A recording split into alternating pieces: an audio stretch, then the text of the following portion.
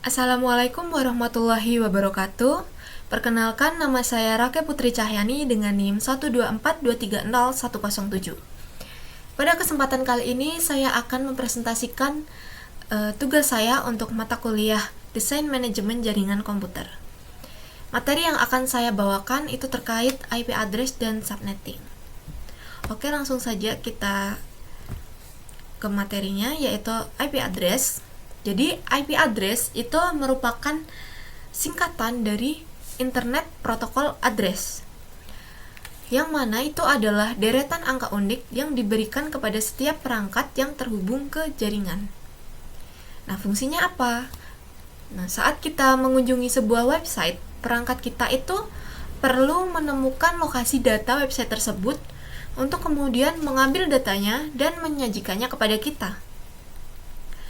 Fungsi IP address itu sama seperti kita ketika teman-teman beli di e-commerce nih. Teman-teman kan menuliskan alamat rumah lengkap dengan nomor-nomornya, sedetail-detailnya untuk menerima paket dari e-commerce. Nah, jadi apabila diibaratkan, IP address itu adalah nomor rumah yang berfungsi untuk memastikan bahwa paket atau data dikirim ke rumah atau perangkat yang tepat. Nah, dengan kata lain, fungsi IP address adalah sebagai media komunikasi bagi suatu perangkat agar permintaan untuknya diarahkan ke tujuan yang tepat melalui jaringan. Untuk versi IP address sendiri itu ada dua macam.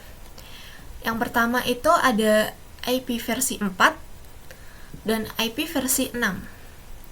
Nah, bedanya apa? Nah, IP versi 4 ini memiliki ukuran 32 bit, sedangkan IP versi 6 memiliki ukuran 128 bit.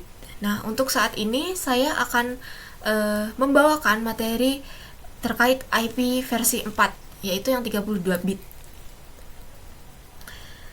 Oke, untuk pengertian IP versi 4 sendiri, itu merupakan bilangan biner 32 bit yang dipisahkan oleh tanda pemisah berupa titik setiap 8 bitnya. Tiap bit tersebut dikenal dengan nama oktet. Jadi IP versi 4 itu dimulai dari 0.0.0.0 sampai 255.255.255.255. Oke, ini adalah contoh dari IP versi 4 itu sendiri. Nah, di sini keseluruhan angka biner ini ada 32 bit. Nah, setiap oktetnya, itu terdapat 8 bit. Jadi, setiap 8 bit dipisahkan oleh titik. Nah, per 8 bit ini disebut dengan nama oktet. Oke, lanjut. Konversi biner. Jadi IP address itu kan sebenarnya bilangan biner ya. Nah, untuk mengkonversi biner ke desimal di IP address dilakukan per oktet. Jadi nggak langsung 32 bit kita translate ke desimal, tapi kita melakukan translate ke desimalnya itu per oktet. Jadi per 8 bit. Contohnya IP address ini 111.111.111.110.1010.1100. Nah, gimana sih caranya kita translate dari bilangan biner tersebut ke desimal? Bisa dilihat di tabel ini. Di sini kalau teman-teman lihat, setiap bitnya itu memiliki arti sendiri. Jadi dari bit ke-8 nih, itu sama dengan 2 pangkat 0, lalu bit ke-7 itu sama dengan 2 pangkat 1, bit ke-6 sama dengan 2 pangkat 2, bit ke-5 2 pangkat 3, dan seterusnya hingga bit ke-1 2 pangkat 7. Nah, kan kita di sini udah tahu nih, setiap bitnya itu mempunyai angka sendiri-sendiri, mempunyai arti sendiri-sendiri. Gimana cara ngitungnya? Seperti yang kita ketahui, biner itu kan terdiri dari angka 1 dan 0.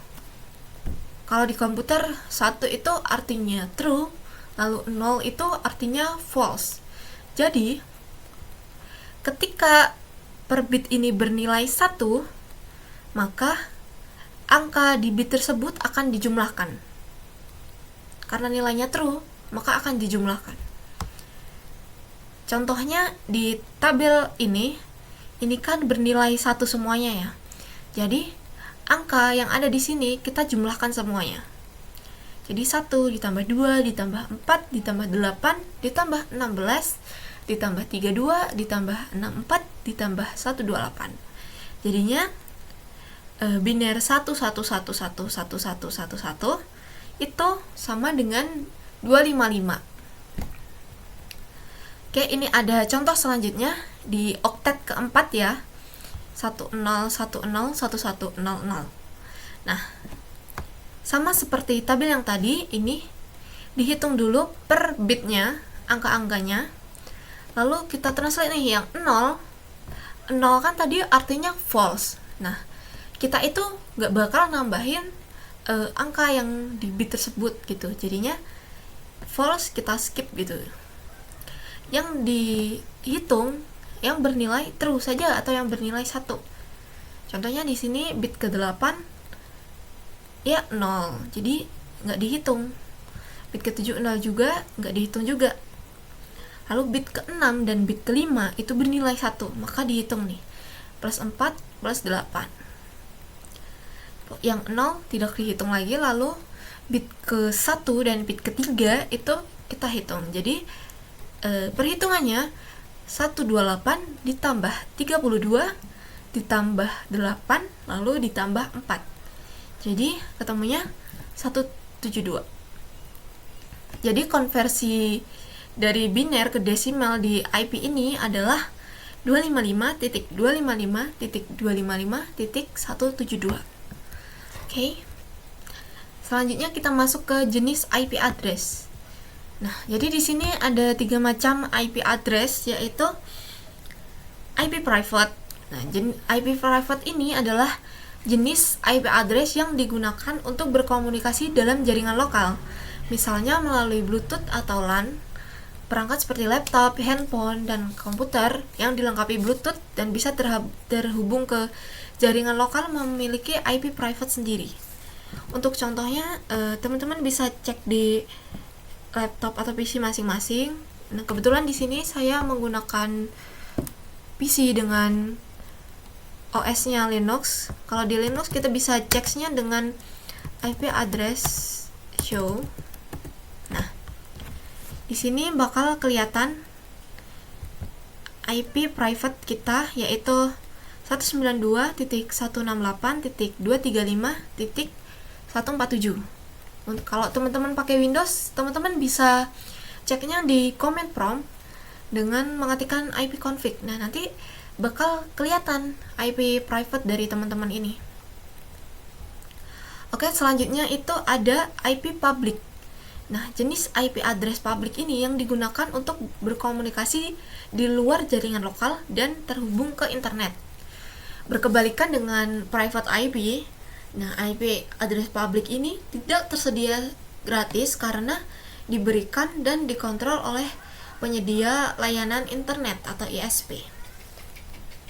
Untuk IP public, kita bisa ceknya dengan di Google, bisa nih, what's my IP. Nah, ini bakal muncul my IP address is 114.10.152.241. Nah, ini adalah IP public dari saya. Nah, untuk kasus ini saya kan menggunakan internetnya dari Smartfren. Jadi yang menyediakan IP ini adalah Smartfren. Selanjutnya ada IP khusus. Nah, IP khusus ini merupakan IP dengan tujuan penggunaan khusus yang sudah disepakati secara internasional sehingga tidak dapat digunakan. Misalnya IP localhost, yaitu 127.0.0.1,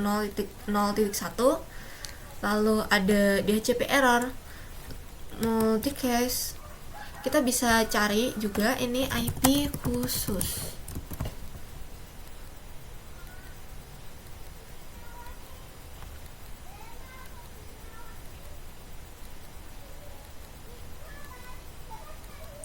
Nah, di sini ada ini lengkap dengan IP ini, ada banyak ini, itu merupakan IP khusus yang sudah ada penggunaannya, yang sudah disepakati secara internasional, sehingga IP-IP yang ada di list ini nih udah nggak bisa dipakai. Oke, kita lanjut. Ini ada perbedaan dari IP public dan IP private. Jadi, untuk perbedaannya ini, IP public dirancang untuk komunikasi di luar jaringan lokal atau internet. Kemudian IP private dirancang untuk komunikasi dalam jaringan lokal. Lalu IP public itu ditetapkan ISP Anda, dan IP private ditetapkan administrator jaringan atau perangkat Anda. Kemudian IP public ini teridentifikasi di internet dan unik secara global, lalu IP private tidak teridentifikasi di internet dan uniknya itu hanya dalam jaringan kita saja, jaringan lokal saja. Oke, lanjut. Jenis IP address lagi, ini ada dua macam lagi, yaitu IP dinamis dan IP statik. Untuk IP dinamis sendiri itu adalah IP yang sifatnya berubah-ubah yang diberikan oleh penyedia layanan internet kepada pelanggannya. Nah, alamat ini biasanya digunakan karena alasan keamanan yang sifatnya yang berubah-ubah dimaksudkan untuk mempersulit para hacker untuk mengakses antarmuka jaringan. Nah, IP dinamis ini selalu berganti setiap kali perangkat baru ditambahkan ke jaringan. Saat konfigurasi jaringan berubah atau saat perangkat reboot. Nah, jadi kalau Anda menggunakan layanan internet dari suatu penyedia, IP di rumah Anda pun tidak selalu sama gitu, karena bersifatnya dinamis. Kemudian untuk IP statik itu adalah kebalikan dari jenis IP dinamis. Dan dengan rangkaian angka yang tetap dan tidak berganti-ganti. Nah, jenis protokol ini akan tetap sama kecuali ada perubahan pada administrasi jaringan.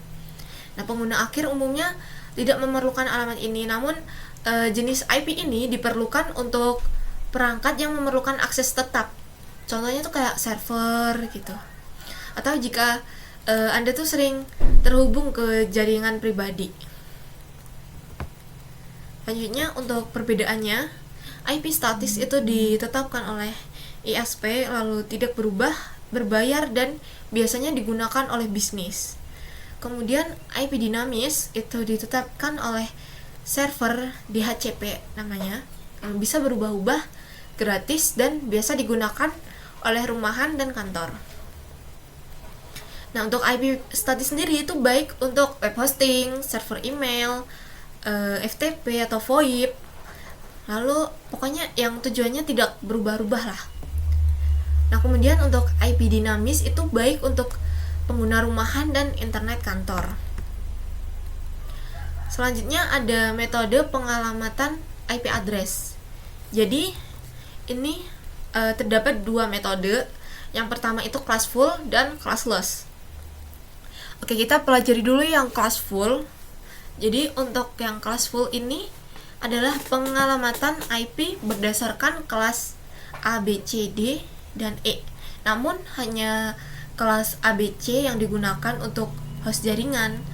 Kelas D itu mencakup rentang IP dari 224 sekian sampai 239 sekian itu dicadangkan untuk multicasting, dan untuk kelas E itu dicadangkan untuk penggunaan di masa mendatang. Setiap kelas itu memiliki format alamat dan jumlah host yang berbeda. Terus metode classful ini juga kurang efisien dalam penggunaan alamat IP karena banyak alamat IP yang terbuang sia-sia. Kita ke tabel metode classful. Nah, ini ada kelas A, B, dan C. Nah, untuk kelas A sendiri itu menyediakan 16 juta alamat, lalu kelas B itu menyediakan 65.000 alamat, lalu kelas C menyediakan 254 alamat atau host gitu yang bisa dipakai. Nah, kita langsung saja ke contoh studi kasus nih. Sebuah ruangan mempunyai 250 komputer yang akan dihubungkan ke dalam satu jaringan lokal. Nah, jika alamat IP dialokasikan dengan metode classful, jaringan kelas berapa yang cocok untuk digunakan pada ruangan tersebut? Nah, ini kan butuhnya 250 komputer. Nah, yang mendekati itu di sini adalah kelas C karena dia mempunyai host yang tersedia itu 254. Nah, jadi jawabannya adalah kelas C karena jaringan di kelas C memiliki 254 host yang dapat digunakan. Nah, artinya jaringan kelas C itu dapat menampung sampai 254 perangkat komputer di ruangan tersebut. Jadi ada 4 IP yang tidak terpakai. Nah, ini masih sedikit nih IP yang terbuang. Gimana kalau kasusnya seperti ini? Sebuah ruangan mempunyai 8 komputer yang akan dihubungkan ke dalam satu jaringan lokal. Nah, jika alamat IP dialokasikan dengan metode classful, jaringan berapa yang cocok untuk digunakan pada ruangan tersebut? Nah, ini kan kita juga karena paling sedikit itu kelas C, maka kita juga memakai kelas C. Karena kelas C itu memiliki 254 host yang bisa digunakan tadi. Tapi ada 246 alamat IP yang tidak terpakai, yang artinya itu pemborosan alamat IP. Karena nggak ada yang lebih kecil dari 254 itu tadi. Nah, gimana cara biar nggak boros? Nah, ada metode yang bernama classless. Oke, kita masuk ke metode classless. Jadi, metode classless ini biasa disebut dengan CIDR atau merupakan singkatan dari classless interdomain routing. Nah, ini adalah metode pengalokasian alamat IP yang dirancang untuk meningkatkan efisiensi dan fleksibilitas dalam penentuan alamat IP dan penggunaannya. Jadi untuk pengalamatan IP itu tidak menggunakan kelas, beda sama classful tadi, melainkan menggunakan subnet mask untuk menentukan jaringan dan host. Lebih efisien karena penggunaan alamat IP karena disesuaikan dengan kebutuhan jaringan, lalu memudahkan routing pada jaringan yang kompleks. Oke, di sini ada tabel CIDR-nya. Jadi karena kita tadi dibagi per subnet mask, ini bisa dilihat dengan max-nya dari jumlah bitnya 1 sampai 32. Ini dengan jumlah bit 24 atau /24 ada alamat IP yang tersedia itu 256 atau host yang bisa dipakai itu 254 karena yang IP paling awal dan IP paling akhir itu dipakai untuk network dan broadcast address. Nah, nanti kita belajar setelah ini. Di sini itu terdapat misal nih dengan jumlah bit 25 itu mempunyai subnet max 255.255.255.128. Nah, itu menyediakan 126 host yang dapat dipakai. Jadi ini bisa menyesuaikan nanti kita memakai yang mana dan bisa lebih menghindari pemborosan. Oke, kita ke contoh studi kasusnya. Di sini ada sebuah ruangan memiliki 8 komputer yang dihubungkan dalam satu jaringan lokal. Jika alamat IP dialokasikan dengan metode classless, jaringan manakah yang cocok digunakan pada ruangan tersebut? Nah, ini kan membutuhkan 8 komputer. Kita langsung lihat ke tabel. Tadi kan yang dibutuhkan ada 8 komputer. Jadi kita mencari yang sekiranya cocok nih.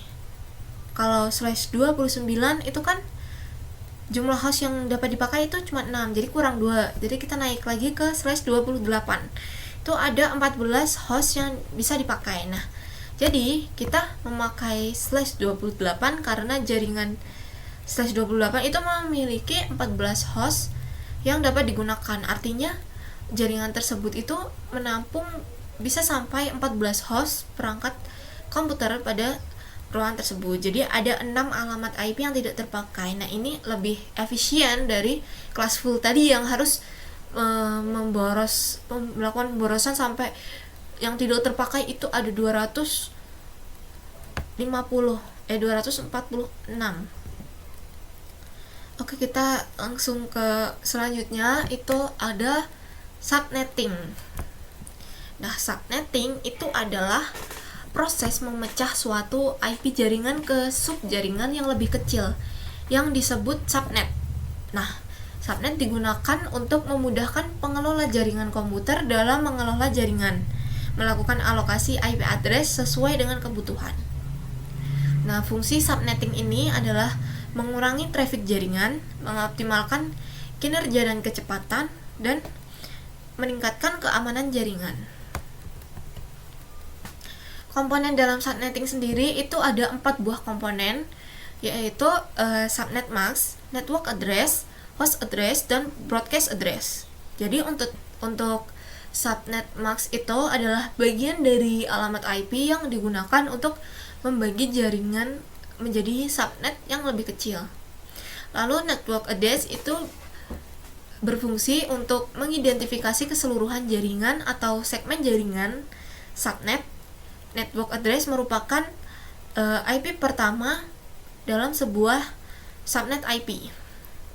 Kemudian host address, jadi IP address yang dapat dipasang ke sebuah perangkat jaringan seperti komputer, router agar saling terkoneksi. Kemudian ada broadcast address, itu adalah alamat khusus yang digunakan untuk mengirimkan data ke semua perangkat dalam jaringan. Nah, broadcast address itu adalah IP terakhir dalam sebuah subnet IP. Nah, untuk network dan broadcast ini tidak dapat dipasang dalam sebuah perangkat. Makanya di tabel CIDR tadi dari hostnya itu dikurangin 2, di usable IP-nya atau yang bisa digunakan itu dikurangi 2, karena 2 ini terpakai untuk satu network address dan yang kedua broadcast address yang tidak bisa dipasang ke sebuah perangkat. Oke, kita lanjut ke contoh studi kasus. Di sini ada sebuah ruangan memiliki 44 komputer yang akan dihubungkan ke dalam jaringan lokal. Tentukan subnet, mask, network address, host address, dan broadcast address dari jaringan tersebut. Diketahui salah satu perangkat di ruangan tersebut memiliki IP 192.168.0.1. Oke. Jadi karena butuh 44 komputer, kita balik lagi ke tabel CIDR tadi. 44 yang mungkin bisa mengcover 44 itu adalah /26. Karena 26 ini memiliki host yang dapat dipakai 62. Nah, menggunakan /26 karena /26 menyediakan host lebih dari 44.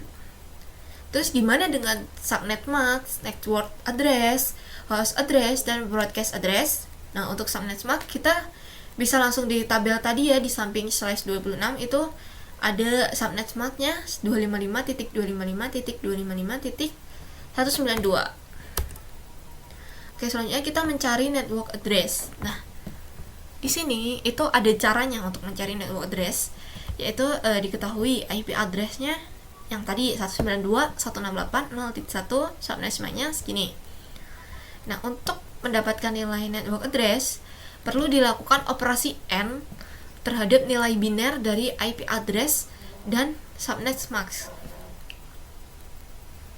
Nah, operasi AND ini mungkin teman-teman udah tahu, itu adalah operasi dimana kalau ada yang bernilai false, maka itu akan menghasilkan false dan akan menghasilkan true atau 1 ketika yang dilakukan operasi AND itu adalah nilainya true semua atau 1 semua. Nah, di sini kita bisa lihat 1 N1 1, 1 N1 1. Nah, ini yang 0 N1 itu 0 karena false. Lalu ini hasilnya itu untuk network address itu ada 192.168.0.0. Oke, udah ketemu network address-nya, kita lanjut ke broadcast address. Nah, sama dengan kayak network address tadi, broadcast address itu juga ada caranya untuk nyari. Nah, gimana? Itu kita perlu IP address dan subnet mask lagi.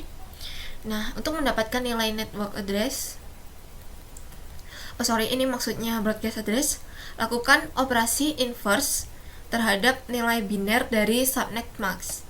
Selanjutnya dilakukan operasi OR terhadap hasil tersebut dan nilai biner dari IP address. Oke.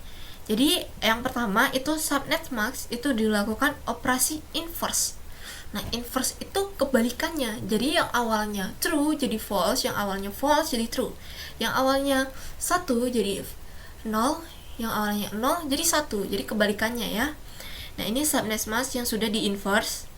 Lalu dilakukan operasi OR dengan IP address-nya.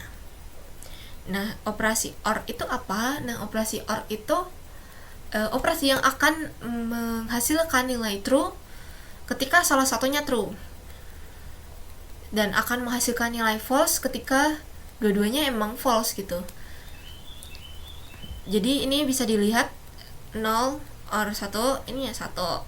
Untuk selanjutnya ketika ada 1, pokoknya akan bernilai 1. Nah, jadi hasilnya untuk broadcast address-nya itu 192.168.0.63. Oke, lanjut ke host address. Nah, setelah ditemukan network address dan broadcast address pada slide sebelumnya, maka sekarang saatnya kita tuh mencari host address atau usable IP address, IP yang bisa digunakan di perangkat.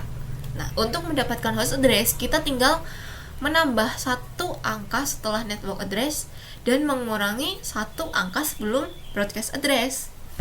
Nah, tadi kan udah nemu network dan broadcast. Nah, tinggal ditambah 1 aja. Jadi host address-nya adalah 192.168.0.1 sampai 192.168.0.62. Jadi total host address ini ada 62 IP. Oke, selanjutnya kita ke metode dalam subnetting. Jadi metode dalam subnetting itu ada VLSM dan FLSM. Kita ke FLSM dulu. FLSM itu adalah Fixed Length Subnet Mask. Adalah metode pembagian jaringan yang membagi alamat IP menjadi subnet dengan panjang subnet mask yang sama untuk setiap subnetnya. Nah, itu gimana? Nah, langsung aja kita ke studi kasusnya. Diketahui suatu gedung memiliki IP network 192.168.107.0/24.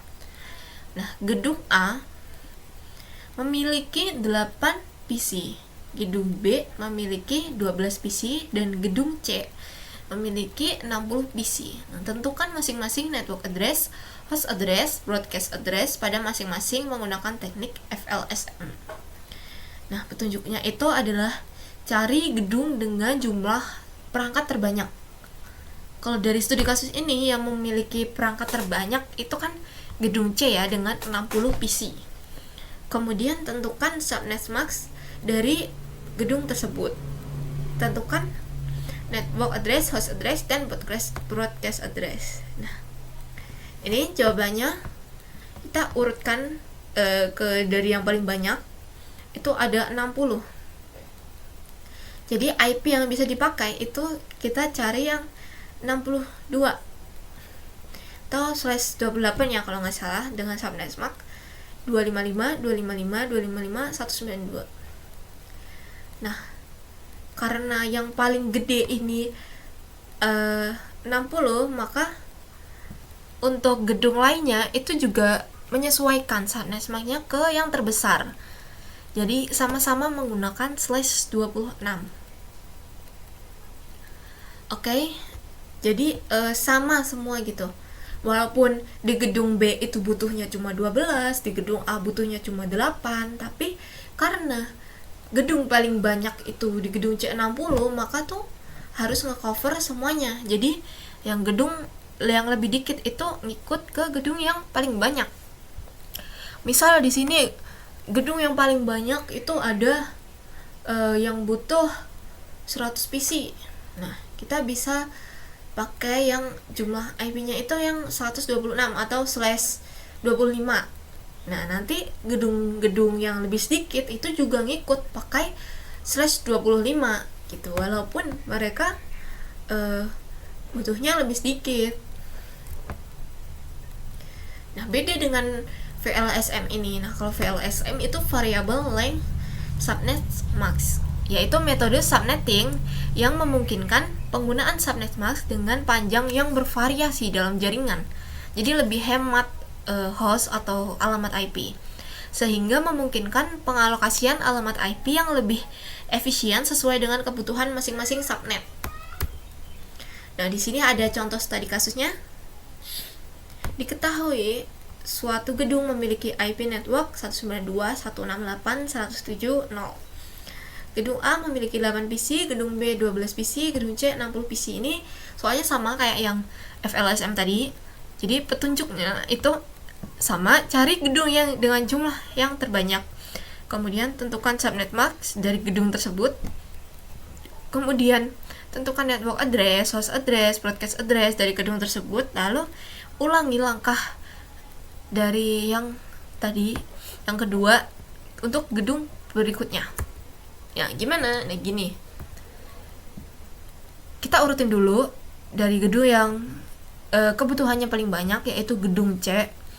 Jadi butuhnya 60, jadi kita pakai yang jumlah IP yang bisa dipakainya 62, atau kita pakai /26 dengan subnet max 255.255.255.192. Lalu untuk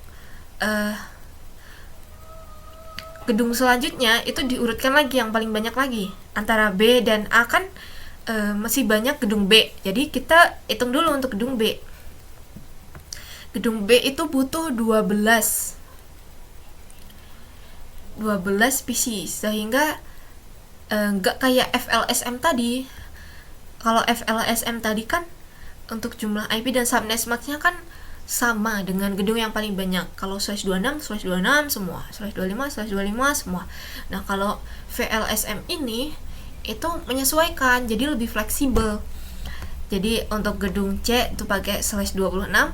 Nah, beda untuk gedung B ini kita pakainya /28 gitu. Dengan subnet max-nya 255.255.255.240. Nah, untuk network address-nya itu melanjutkan dari gedung C yang terakhir tadi. Dari gedung C kan pakai /26 yang jumlah hostnya itu ada 64 ya. Jadi broadcast address-nya itu kan IP terakhirnya itu .63, sehingga di gedung selanjutnya itu network address-nya itu melanjutkan dari broadcast address ini. Jadi network address-nya itu lanjut ke .64. Nah, sampai 14 host, lalu sampai ke broadcast address-nya .79, dilanjutkan lagi ke gedung-gedung selanjutnya. Nah, ini dilanjutkan ke gedung A. Gedung A ini sama pakai /28. Jadi network address-nya itu melanjutkan dari broadcast address-nya gedung B. Nah, gitu terus sampai seterusnya sampai semua gedungnya habis. Nah, untuk ini kita simulasi saja di paket tracer. Oke. Nah, kita simulasi untuk studi kasus yang tadi. Pertama kita butuh router. Nah, untuk routernya ini bisa dicari di network device perangkat router. Kita pakai PT router saja, satu router. Oke, lalu switch-nya kita, karena kita 3 gedung, kita perlu 3 switch. 1, 2, 3. Oke. Lalu biar jelas kita kotakin dulu deh per gedungnya. Fill color select.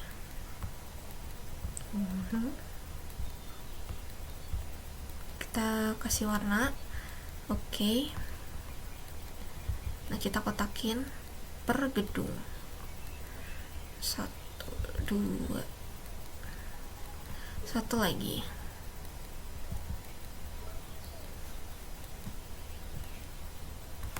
Oke, kita rapiin.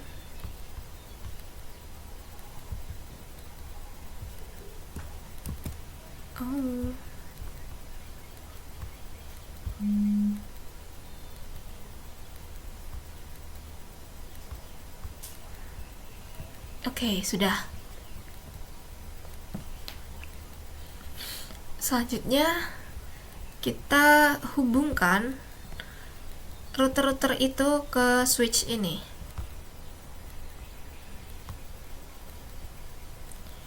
Untuk menghubungkan router ke switch, kita perlu kabel string ke flash Ethernet 0. Oke, pilih lagi untuk interface-nya. Lalu karena di router ini hanya ada 2 port untuk RJ45, nah kita tambah dulu di sini dengan cara routernya ini kita matiin dulu. Selanjutnya kita tambah port untuk RJ45 di sini. Untuk yang ini kita buang aja karena di simulasi kali ini kita nggak perlu. Nah, tambahnya yang CFE ini. Oke, udah 3, kita hidupin lagi routernya. Oke, setelah itu lanjut sambungin kabel strange ke switchnya. Oke, kita kasih nama dulu. Untuk gedung-gedungnya ini, misalnya ini gedung A, lalu ini gedung B, selanjutnya gedung C. Oke, kita tambah klien. Di sini kliennya saya mau pakai PC aja. Per gedung kita beri 3 deh untuk simulasinya.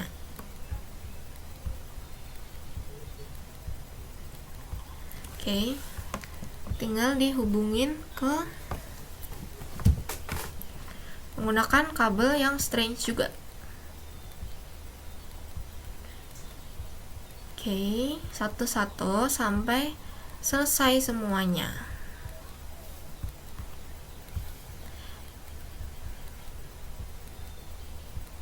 Sama kayak switch satunya, ini pilih interface-nya, klik juga di sini sampai selesai.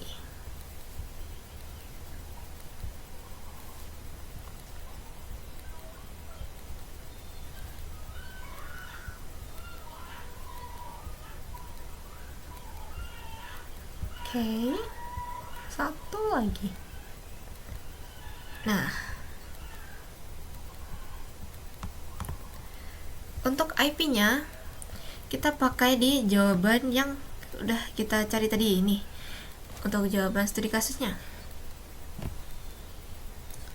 kita tulis yang ada di tabel subnetting ini ke paket tracer biar memudahkan kita. Kita tulis dulu subnettingnya gedung. Kita tulis dari gedung yang paling banyak ya device-nya dengan network address. Saya singkat aja jadi NA 192.168.107.0. Lalu BA nya tadi sampai 63 107.63. Kemudian host address itu ada 192.168.107 dari 1 hingga ke 62. Kita tambahin subnet mask juga di sini.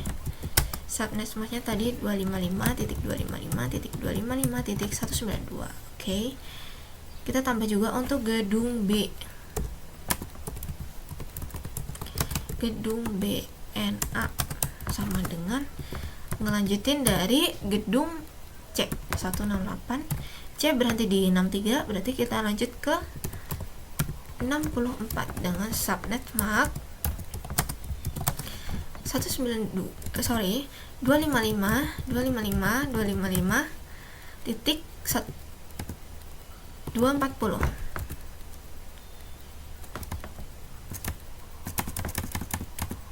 Lanjut ke subnet MAC yaitu 255.255.240. Lalu untuk broadcastnya itu berapa ya tadi? 79. Kita tambahin di sini. Broadcastnya 192.168.107.79. Jadi untuk host address itu ada 192.168.107.65 hingga 192.168.107.78. Oke, kita lanjut lagi di gedung A. Gedung A itu NA-nya ngelanjutin gedung B yaitu 192.168.107.80. Subnet MAC-nya sama 255.255.240. Lalu BA 192.168.107.95. Kemudian host address itu ada 192.168.107.81 hingga 192.168.107.94. Oke. Udah kita beri keterangan semuanya. Nah, selanjutnya kita beri IP ke router. Beri IP ke router bisa lewat CLI, bisa lewat config. Nah, di sini saya mau lewat config aja. Teman-teman perhatiin di interface yang terhubung ke switch masing-masing gedung. Jadi di sini kita mulai dari gedung C deh. Gedung C itu di interface Fast Ethernet 2/0. Jadi di sini kita beri IP-nya salah satu IP yang ada di host address. Di sini saya pakai 192.168.107.1 itu aja. Lalu subnet MAC-nya disesuaikan 192. Kalau udah, kita on portnya supaya nyala. Lalu next lagi ke interface Fast Ethernet 1/0 itu di gedung B. Kita sesuaikan IP-nya, ambil salah satu dari host address yang ada di gedung B 192.168.107.65. Kemudian subnet MAC-nya 240. Jangan lupa di on juga. Selanjutnya gedung A itu 192.168.107.81. Subnet MAC-nya sudah benar, on juga. Oke. Kalau udah, kita tinggal memberi IP ke kliennya. Nah, seperti yang saya bawakan tadi materinya, jadi IP itu ada yang dinamis, ada yang statis. Kalau statis, kita bisa setting sendiri di sini. Contohnya di gedung C ya, saya mau setting IP-nya dengan statik. Bisa ke PC-nya, lalu ke desktop, lalu pilih IP configuration. Nah, ini kan ada pilihan DHCP atau statik. Untuk statik, kita klik yang statik ya. Lalu kita beri IP-nya. Kita beri salah satu dari host address-nya. Misal di sini saya kasih titik 2 karena titik 1 tadi udah dipakai router. Kemudian subnet masknya disesuaikan 192, lalu default gateway ini kita beri dia IP router. Jadi 192.168.107.1. Jadi ini kalau udah selesai tutup, kita lanjut ke klien selanjutnya, ke PC selanjutnya.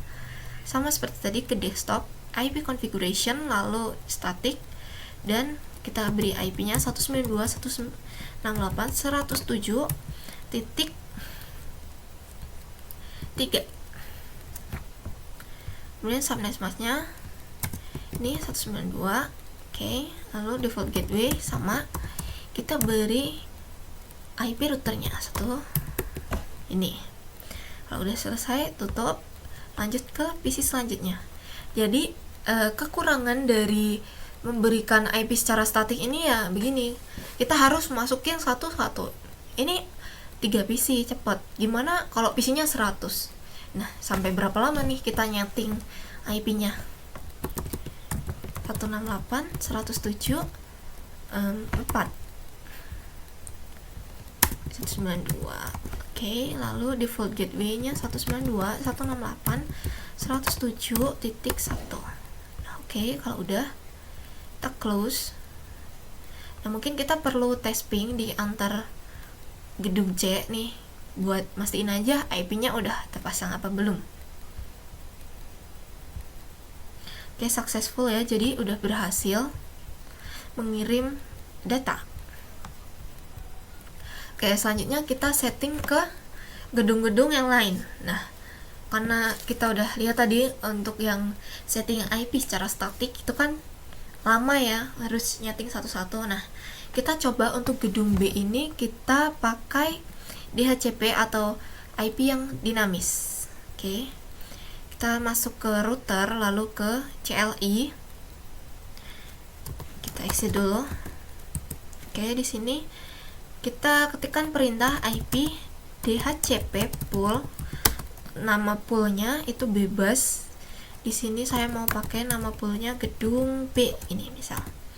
Oke, nanti kita akan masuk ke router DHCP config. Nah, di sini kita beri network.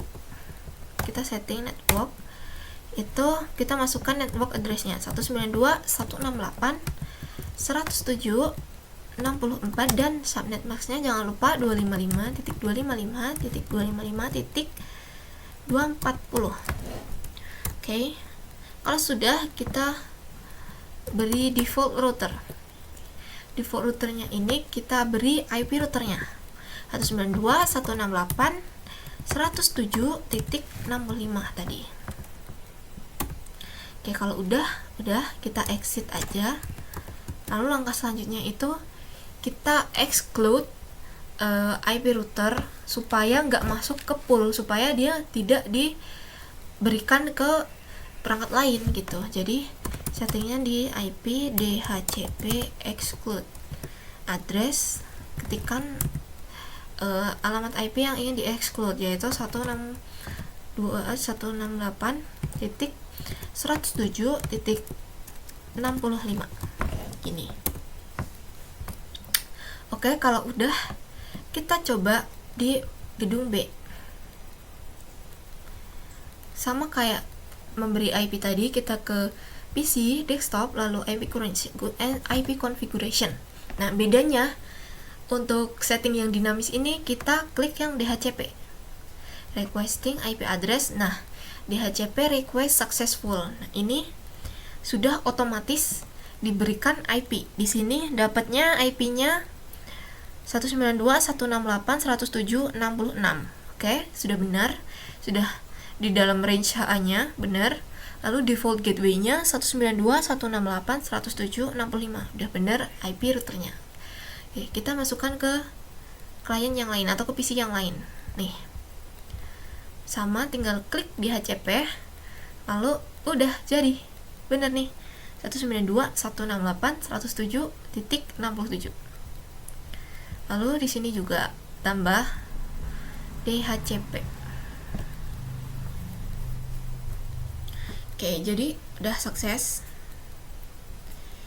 Nah, kita setting untuk gedung A. Sama, kita DHCP aja biar cepat. Bikin pool kayak tadi. IP DHCP pool gedung A dengan network 192.168.107.80 dan SNSMAS-nya sama kayak yang kita tulis tadi, 255, 255, 255, 240. Oke, lalu lanjut ke default router. Itu beri alamat IP routernya 192.168.107.81. Oke, kalau udah kita exit aja dan exclude IP routernya sama kayak yang di gedung B tadi, IP DHCP exclude 192.168.107.81. Oke, kalau udah kita tutup aja. Terus kita ganti IP yang ada di kliennya. Desktop, IP configuration, lalu klik DHCP. DHCP request successful. Ya, ini bisa dilihat range-nya juga benar udah masuk ke HA-nya, yaitu kita dapat alamat IP-nya di sini 192.168.107.82. Default gateway-nya juga udah benar. Lalu lanjut ke PC selanjutnya. Kita beri DHCP. Oke, dapat juga. Lanjut.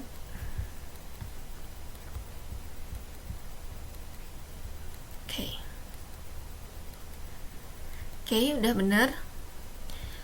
Oke, selanjutnya gimana nih kalau kita berubah pikiran yang gedung C tadi? Capek kalau nyeting satu-satu. Jadi kita tambah aja DHCP. Kita bikin DHCP juga untuk gedung C dengan cara IP DHCP pool gedung C. Lalu kita beri networknya itu 192.168 sesuai dengan yang kita tulis di sini tadi, 107.0 dengan SNSMAX 255, 255, 255, 192. Oke. Lalu default router kita beri 192.168.107.1.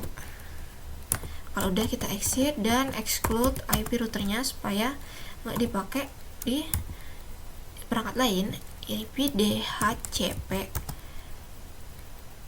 exclude address 192.168.107.1. Oke, kalau udah kita ubah PC yang tadinya statik, kita ubah ke DHCP. Nah, tinggal klik yang DHCP ini aja. DHCP request successful. Nah, ini dapat 192.168.107.4. Nah, lanjut ke perangkat lain. Kita buat DHCP semua atau dinamis semua. Oke, benar. Satu lagi.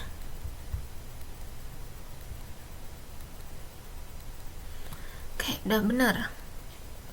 Jadi untuk langkah terakhir kita bisa tes ping antar gedung, bisa apa enggak.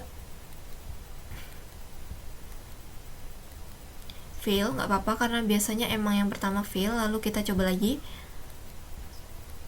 karena butuh proses ya mereka itu untuk sampainya. Oke, fail, coba lagi. Yang pertama memang fail biasanya. Oke, successful. Dari gedung A ke gedung C. Ulang lagi, sekali lagi, gedung A ke gedung C.